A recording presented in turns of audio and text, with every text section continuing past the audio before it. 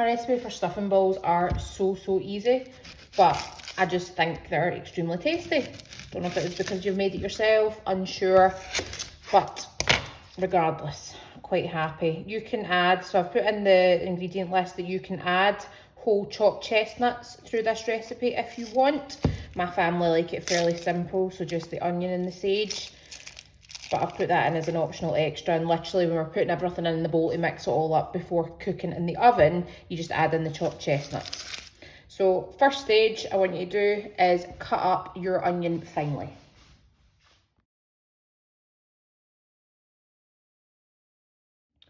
Next stage is the sage.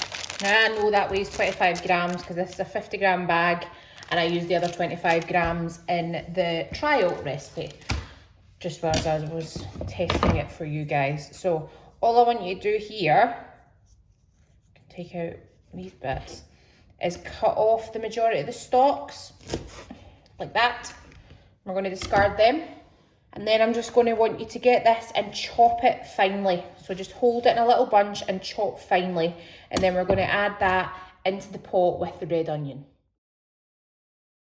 We're then just going to measure in your 40 grams of butter. Oh God, look at that. 41, bang on. You can tell you've been in this game a while. Melt that and just start to soften. So for a good wee while, I'd say probably 10-15 minutes on a low to medium heat. We're just going to melt the butter and soften. I know I said low to medium, but I actually melt the butter. I crank it up to just get it all melted. So I'm a cheat. And then get it down. Out of 9, I'll probably put it to about a 5, and then just keep an eye on it. Soften, soften, soften. So there we go, butter's melted. I'm going to turn that down to about a 5. And then I'll come back and I'll tell you how long I softened it for. As an update, that's been about 10 minutes. Nice and soft.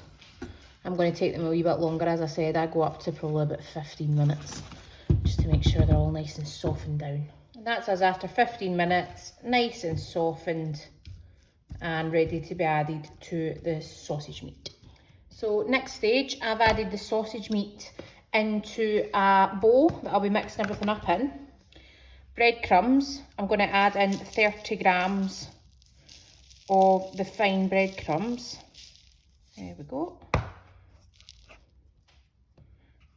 Only do that if you know it's not touched the meat, all right? I'm going to add in a generous amount of black pepper, so I'll come back to that because I'm going to keep going. And also a nice kind of sprinkling of Maldon salt. And then we're going to just wait on the sage and onion mixture cooling, and then we're going to add that in and mix it up as well. We're going to add the onions and sage into the dish with the sausage meat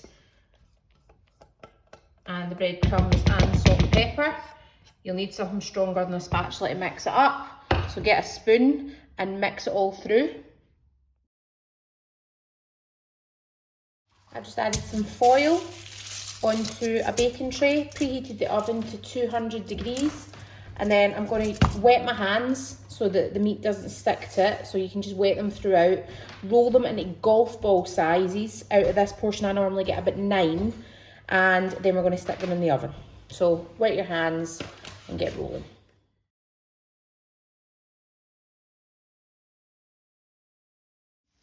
And that is the stuffing balls out of the oven after approximately 18 minutes. If you want to crisp a little bit more, you can see they've went a wee bit brown here. You can probably take them up to about 20, but I wouldn't say any more. Optimum moistness.